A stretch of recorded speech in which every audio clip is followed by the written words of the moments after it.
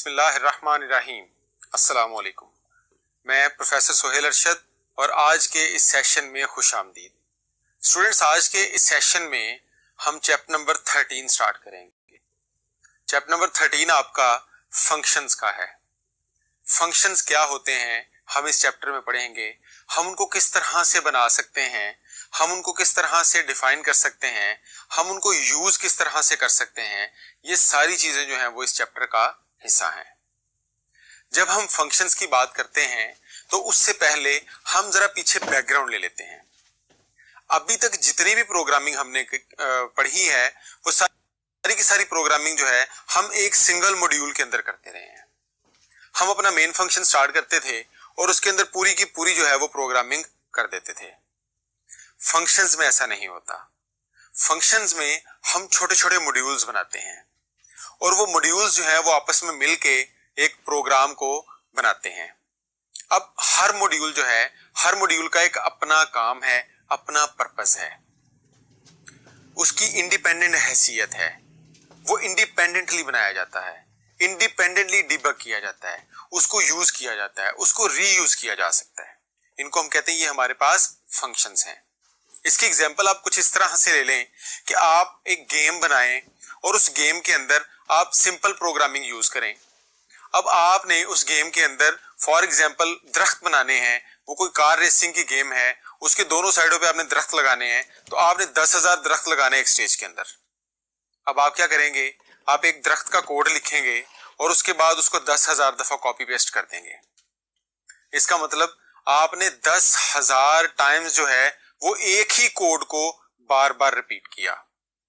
अब यहां पर अभी तक आपको इसमें कोई प्रॉब्लम नजर नहीं आ रही कि हम कोड लिखें और कॉपी कर दें। सर इसमें मसला क्या है? अब मसला आपको तब पेश आएगा जब आप वो पूरी गेम बना लेंगे और जो आपका बॉस है, जो आपका प्रोजेक्ट मैनेजर है, वो आपको कहेगा कि जो दरख्त का कलर आपने रखा था इसको थोड़ा सा चेंज कर दें। अब होगा क्या? वो जो 10,000 जगह पर आपने कोड कॉपी किया हुआ है, आप हर जगह पर जाकर उसको चेंज करेंगे, तो आपके लिए मॉडिफिकेशन क्या हो गई? मुश्किल हो गई।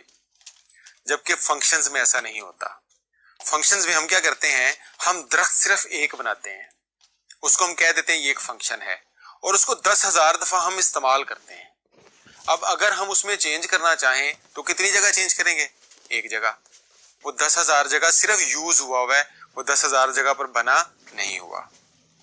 इसी तरह से इसकी हम एक और एग्जांपल ले लेते हैं। आपने एक गेम है सबवे सर्फ, वो अक्सर खेली होगी। उसके अंदर क्या होता है, आप जब भी उसकी स्टेज स्टार्ट करते हैं वो एक नई जगह से स्टार्ट होती है। अच्छा, फिर उसके बाद जैसे जैसे इवेंट्स आते हैं, क्रिसमस आ रहा है या कोई और इवेंट्स हैं, तो वो क्या करते हैं, वो अपनी पूरी गेम का जो थीम है उस इवेंट के मुताबिक क्या कर देते हैं, चेंज कर देते हैं। जबकि उसी के मुकाबले में पुरानी गेम्स के अंदर से कुछ सुपर मारियो ले लें या इस तरह की गेम ले लें जो हमेशा सेम जगह से स्टार्ट होती थी, सेम जगह पर ही खत्म होती थी। अगर आप उसका थीम चेंज करना चाहें तो उस पूरी गेम में हर जगह पर जो चीज इस्तेमाल हुई है वो अलग-अलग इस्तेमाल हुई है। जबकि यहां पर क्या है, उन्होंने क्या किया, मॉड्यूल्स बना लिए।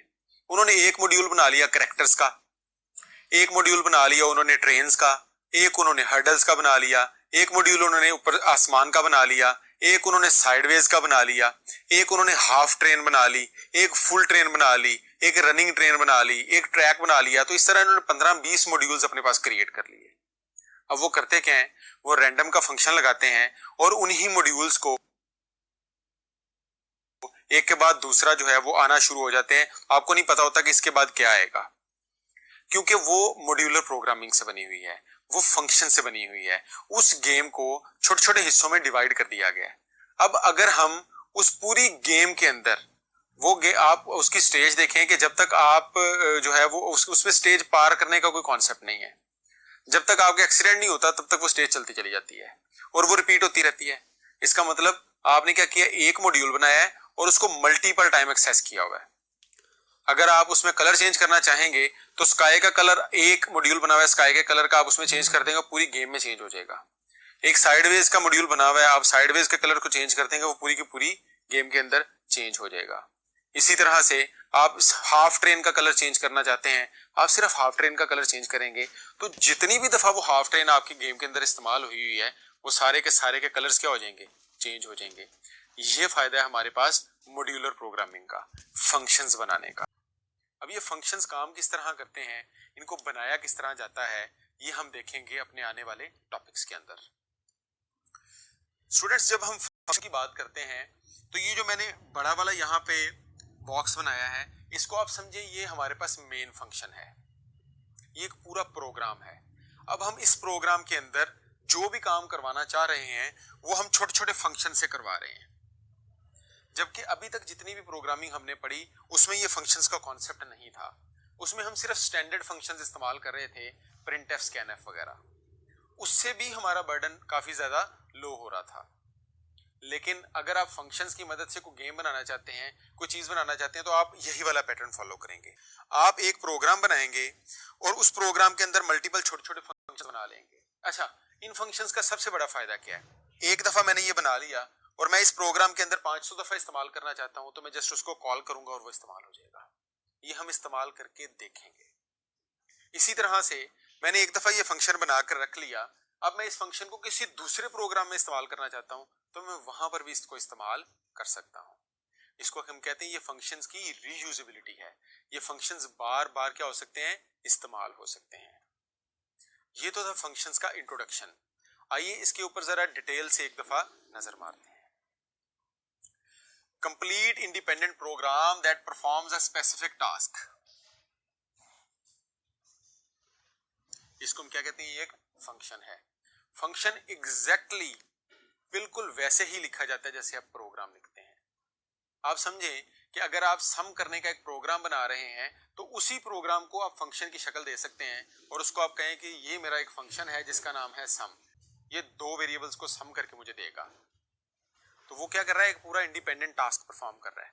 अब उसका फायदा क्या हुआ, आपके प्रोग्राम के अंदर हो सकता है हजारों फंक्शंस हों, लेकिन आपके प्रोग्राम में जब भी मसला आएगा तो आप एग्जैक्टली उसी फंक्शन पर पहुंचेंगे जिस फंक्शन में वो प्रॉब्लम आ रहा है।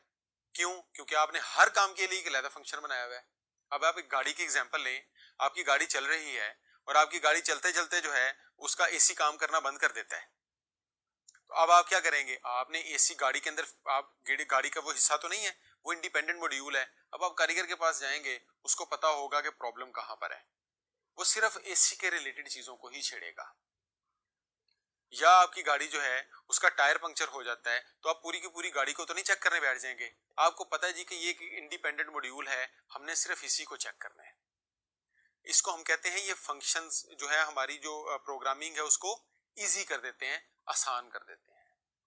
फंक्शंस की डिफरेंट टाइप्स होती हैं, फंक्शन के बहुत सारे एडवांटेजेस हैं। उन एडवांटेजेस को भी हम नेक्स्ट बोर्ड पर जाके बारी बारी देखते हैं। फंक्शन के एडवांटेजेस में सबसे पहले हमारे पास है जी, makes program easier to understand and maintain. ये प्रोग्राम को आसान बनाता है, ये प्रोग्राम को अंडरस्टैंड करने के लिए आसान बनाता है, उसको मेंटेन करने के लिए यानी कि बाद में उसमें चेंजेस करने के लिए भी उसको आसान बनाता है। कैसे? अभी अभी मैंने आपको एग्जांपल दी कि हमारे जो फंक्शंस होते हैं वो इंडिपेंडेंट मॉड्यूल्स होते हैं, वो इंडिपेंडेंट कोई जो ऑपरेशंस हैं वो परफॉर्म कर रहे होते हैं। तो हम जब भी फंक्शन को अपने प्रोग्राम को देखेंगे, हमें पता लग जाएगा कि ये जो फंक्शन यूज हुआ है यहाँ पर, ये फंक्शन जो है इसकी डेफिनेशन किसी जगह पर पड़ी हुई है, हम वो डेफिनेशन जाकर देखेंगे। तो अब हमें क्या है, हमने एक प्रोग्राम, फॉर एग्जांपल एक प्रोग्राम के अंदर एक फंक्शन था 35 लाइंस का, एग्जाम्पल के तौर पर 35 लाइंस का एक फंक्शन था। अब वो फंक्शन मैं अपने प्रोग्राम में 5 दफा इस्तेमाल करना चाह रहा हूँ, तो मैं 35 लाइंस, 35 35 30, इसका मतलब मैं 150 से प्लस जो लाइंस हैं 165 से प्लस वो अपने प्रोग्राम के अंदर उनको इस्तेमाल करूंगा। अब जब मैं 150 से ज्यादा लाइंस अपने प्रोग्राम में इस्तेमाल कर रहा हूं उसमें, और मैं सिर्फ 5 दफा अपने प्रोग्राम में उस फंक्शन का नाम लिख रहा हूं, उसमें बहुत फर्क है। अब मैंने प्रोग्राम के अंदर फंक्शन का नाम लिखा, वो फंक्शन का नाम से जाकर हम देख सकते हैं कि इनके लाइंस के अंदर क्या लिखा हुआ है, लेकिन मेरा प्रोग्राम तो साफ सुथरा रहा। जैसे प्रिंट एफ है, प्रिंट एफ आप सिर्फ प्रिंट एफ लिखते हैं और वो प्रिंट एफ का जो सिंटैक्स है वो बैकएंड पर जाकर डिफाइन हुआ है stdio.h के अंदर। अगर आप stdio.h की हेडर फाइल को खोलकर देखें तो वहां पर आपको प्रिंट एफ लिखा हुआ मिलेगा, उसके आगे 2 डेलीमीटर्स होंगी और उन डेलीमीटर्स के अंदर उस प्रिंट एफ की पूरी वर्किंग होगी। आपको याद होगा कि हमने पढ़ा था कि बी लैंग्वेज से सी लैंग्वेज बनाई गई है, तो सी लैंग्वेज जो बी लैंग्वेज से अच्छी कैसे है? क्योंकि उसके अंदर हमने क्या किया हुआ है, फंक्शंस बनाए हुए हैं। ये सारी की सारी जो इसको डिराइव किया गया बी लैंग्वेज से। इसका मतलब है कि बी लैंग्वेज में जो प्रिंट करवाने के लिए 13-14 लाइंस इस्तेमाल होती थी एक चीज को प्रिंट करवाने के लिए, उन 13-14 लाइन को पकड़ा और एक फंक्शन के अंदर जम कर दिया और उस फंक्शन का नाम रख दिया प्रिंट एफ। अब हम सिर्फ प्रिंट एफ इस्तेमाल करते हैं, तो इसका मतलब हमें हर दफा प्रिंट करने के लिए 13 लाइन लिखने की जरूरत नहीं पड़ती। तो यही हमारे यूजर डिफाइंड फंक्शंस का भी फायदा होता है। नेक्स्ट हमारे पास है जी increase the readability of the program. ये भी मैंने अभी डिस्कस कर लिया। फंक्शंस में be reused in multiple programs. आप एक फंक्शन को एक जगह, अक्सर सॉफ्टवेयर हाउसेस में क्या होता है, जो मोस्ट कॉमनली उनके यूज्ड फंक्शंस होते हैं ना, वो वाले फंक्शंस बनाकर उनकी एक फाइल बनाकर अपने पास रख लेते हैं। अब होता क्या है, जब भी कोई डेवलपर जो है उसके ऊपर काम शुरू करता है तो वो उस फाइल को, जिस तरह हम stdio.h को cono.h को इंक्लूड करते हैं, तो वो वाली फाइल को वो अपने प्रोग्राम में इंक्लूड कर लेता है। जब वो उस फाइल को अपने प्रोग्राम में इंक्लूड करता है तो वो वाले सारे फंक्शंस जो उस फाइल में बने होते हैं उसके लिए एक्सेसिबल हो जाते हैं। अब उसको वो फंक्शन दोबारा बनाने की जरूरत नहीं है। इसको हम कहते हैं, इनको हम रीयूज कर सकते हैं दूसरे प्रोग्राम्स के अंदर। इसी तरह से length of program can be reduced using functions. अभी मैंने आपको एग्जांपल दी कि 30 लाइंस के हमारे पास हमने 5 दफा एक फंक्शन को यूज करना था, तो हम क्या करेंगे, हम उस फंक्शन को एक दफा डिफाइन करेंगे और 5 दफा यूज करेंगे, तो वो पूरे प्रोग्राम के अंदर हमारे सिर्फ 5 लाइनों का बना, 150 लाइंस का नहीं बना। तो ये ओवरऑल लेंथ को क्या कर देगा, रिड्यूस कर देगा। Functions can be executed as many times as necessary. इसका मतलब है कि आप एक फंक्शन को एक दफा बनाएं और उसको यूज जितनी दफा मर्जी करें, उसको एग्जीक्यूट जितनी दफा मर्जी करें, वो आपके ऊपर डिपेंड करता है, उसमें कोई रिस्ट्रिक्शन नहीं है। Easy to detect and remove bugs. जब भी आपको एरर्स आएंगे, आपको प्रॉब्लम्स आएंगी, बग्स आएंगे। अब आप एक सॉफ्टवेयर की एग्जांपल ले लें। आप एक सॉफ्टवेयर में काम कर रहे हैं, अगर उसका एक मॉड्यूल काम करना बंद करेगा तो आप पूरे सॉफ्टवेयर को तो नहीं छानेंगे। आपको पता होगा कि इसका सिर्फ ये एक मॉड्यूल जो है वो इसमें मसला है, तो हम डिबगिंग किसकी करेंगे, उसी मॉड्यूल की करेंगे। तो उसमें से एरर तलाश करना क्या है, आसान है, क्योंकि उस मॉड्यूल ने काम करना बंद किया है। उसकी फिक्सिंग करना क्या है, आसान है। इसको हम कहते हैं डिबगिंग जो है वो इसकी इजी है। तो ये सारे हमारे पास फंक्शंस के क्या थे, बेनिफिट्स थे। अब हम इन फंक्शंस की टाइप्स कौन सी होती हैं, उनको किस तरह से बनाया जाता है, कौन से फंक्शंस हमारे पास बने बनाए अवेलेबल हैं, कौन से हम खुद बनाते हैं, ये सारे की सारी चीजें जो है वो नेक्स्ट बोर्ड पर जाके डिस्कस करते हैं। टाइप्स ऑफ फंक्शंस में सबसे पहले हमारे पास हैं built in functions. Built in functions ऐसे फंक्शंस होते हैं जो सी लैंग्वेज हमें बने बनाए देती है, जो हमारे पास पहले से मौजूद हैं, और ये फंक्शंस हम चैप्टर नंबर 8 से यूज करते आ रहे हैं। जब से हमने प्रोग्रामिंग शुरू की तब से पहले दिन से हमने इन फंक्शंस को इस्तेमाल करना शुरू कर दिया। इनको हम कहते हैं ये बिल्ट इन फंक्शंस हैं, ये हमारे पास बने बनाए हैं। जितने भी बिल्ट इन फंक्शंस होंगे उनकी जो डेफिनेशंस हैं वो लाइब्रेरीज के अंदर पड़ी हुई होंगी, इसलिए हम इनको कहते हैं ये हमारे पास कौन से हैं, लाइब्रेरी फंक्शंस हैं।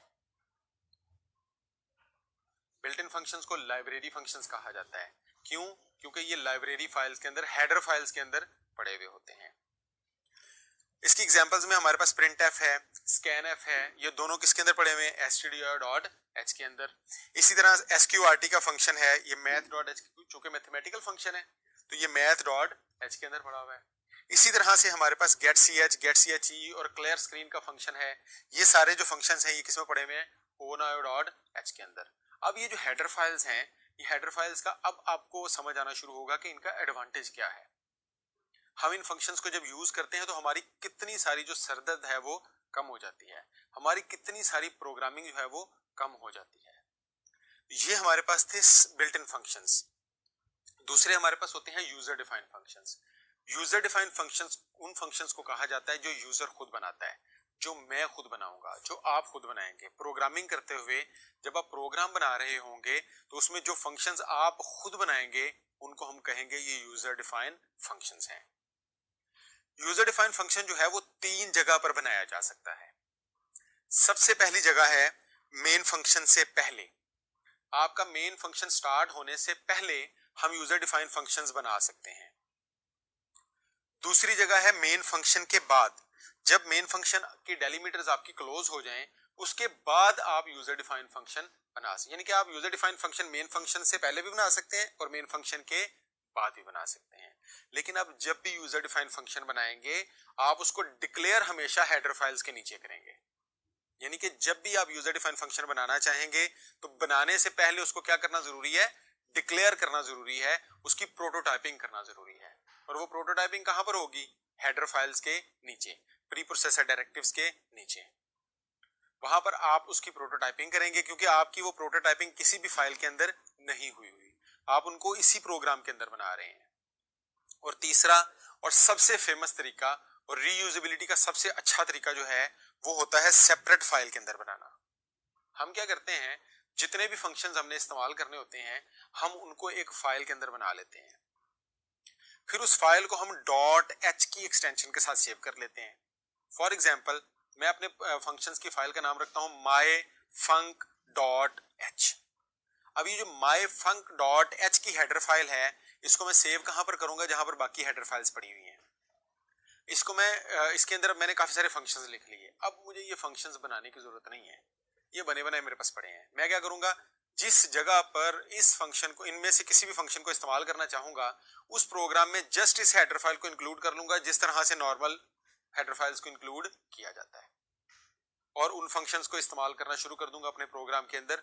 वो मेरे प्रोग्राम के अंदर बिल्कुल वैसे ही इस्तेमाल होना शुरू हो जाएंगे जैसे वो इसी प्रोग्राम के अंदर बनाए गए हैं। तो जब आपसे क्वेश्चन पूछा जाएगा कि फंक्शंस जो हैं, यूजर डिफाइन फंक्शन जो हैं वो कहां पर बनाए जाते हैं, वो कहां पर डिफाइन किए जाते हैं, डिफाइन में और डिक्लेयर में फर्क है। डिफाइन कहां पर किए जाते हैं, डिफाइन वो किए जाते हैं या तो मेन फंक्शन से ऊपर या मेन फंक्शन के नीचे, या फिर वो डिफाइन किए जाते हैं एक अलग हेडर फाइल के अंदर। जब पूछा जाएगा कि डिक्लेयर कहां किए जाते हैं तो डिक्लेयर वो किए जाते हैं मेन फंक्शन से ऊपर, यानी कि प्री प्रोसेसर डायरेक्टिव्स के नीचे। तो ये चीज आप अपने माइंड में रखें। हमने आज पढ़ा फंक्शंस क्या होते हैं। फंक्शंस इंडिपेंडेंट मॉड्यूल्स का नाम है, इंडिपेंडेंट वर्किंग मॉड्यूल्स हैं जो एक इंडिपेंडेंट काम, एक टास्क परफॉर्म करते हैं। फिर हमने देखा इनके एडवांटेज क्या हैं, ये रीयूज किस तरह से हो सकते हैं, हमने कुछ फंक्शंस की एग्जांपल्स भी देखी। फिर हमने पढ़ा स्टैंडर्ड फंक्शंस कौन से होते हैं और यूजर डिफाइंड फंक्शंस कौन से होते हैं। नेक्स्ट लेक्चर के अंदर हम यूजर डिफाइंड फंक्शंस को डिटेल से डिस्कस करेंगे। हम फंक्शन बनाना सीखेंगे, हम उसको डिक्लेयर करना सीखेंगे, डिफाइन करना सीखेंगे, उसको इस्तेमाल करना सीखेंगे। तब तक आप इस टॉपिक को अच्छी तरह से पढ़ें, इसके ऊपर अपनी कमांड हासिल करें। इंशाल्लाह ताला नेक्स्ट लेक्चर में दोबारा मुलाकात होगी, तब तक अपना ख्याल रखें।